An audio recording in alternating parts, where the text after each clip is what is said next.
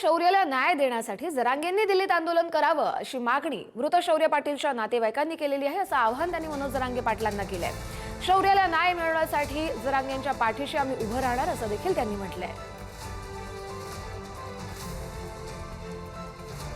16 नोव्हेंबरला शौर्य पाटील या मराठी मुलानं राजधानी दिल्लीमध्ये शिक्षकाच्या जाचाला कंटाळून आत्महत्या केली होती। अद्यापपर्यंत या प्रकरणामध्ये कोणत्याही शिक्षकाला अटक झालेली नाहीये।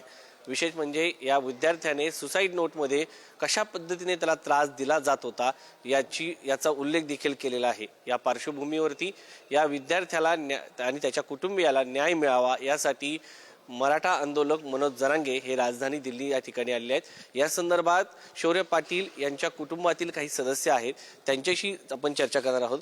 प्रवीणजी, तुम्ही शौर्याला जवळून पाहिलेला आहे। या संदर्भामध्ये दिल्लीमध्ये पूर्ण जंतर मंतर पासून वेगवेगळ्या ठिकाणी आंदोलन देखील झाली, अद्यापपर्यंत कारवाई झालेली नाही। जसं आम्हाला सॅटिस्फॅक्शन असं त्यांचं काही कारवाई दिसलेली नाही आहे। आणि गेल्या 8 दिवसापूर्वी एक खासदारांचं पथक दिल्लीतील सीएमनाही जाऊन भेटलेलं।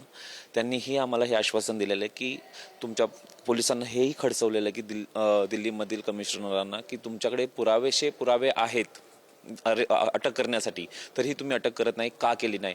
याचा अर्थ असा आहे की दिल्लीतल्या सीएम यांनी आदेश देऊनही यांना अटक नाही होत, तर त्या शाळेचे किती प्रेशर गव्हर्नमेंटवरती म्हणू किंवा पोलिसांच्या वरती म्हणू किती असावं ह्याचा विचार करावा लागतो। दादांकडून तीच अपेक्षा आहे की एकतर अमित शहा देशाचे गृहमंत्री त्यांची भेट त्यांनी घ्यावी आणि कदाचित तिथून गोष्टी लवकर होऊ शकतात। तिथे ते काही वेळ त्या सरकारला देऊ शकतात आणि तिथून न्याय मिळाला तर चांगलंच आहे। अन्यथा एक 7 दिवसामध्ये 8 दिवसामध्ये दादांनी तो न्याय नाही भेटला, कुठलीही पोलीस ॲक्शन झाली नाही, शिक्षकांना अरेस्ट झाली नाही, तर शौर्याला न्याय मिळवून देण्यासाठी दादाने मोठं आंदोलन उभा करावं। आम्ही त्यांच्या पूर्ण ताकदीने त्यांच्या पाठीशी उभा राहणार आहोत। व्हिडिओ जर्नलिस्ट अनिल कपूरसह शिवाजी काळे, पुढारी न्यूज, दिल्ली।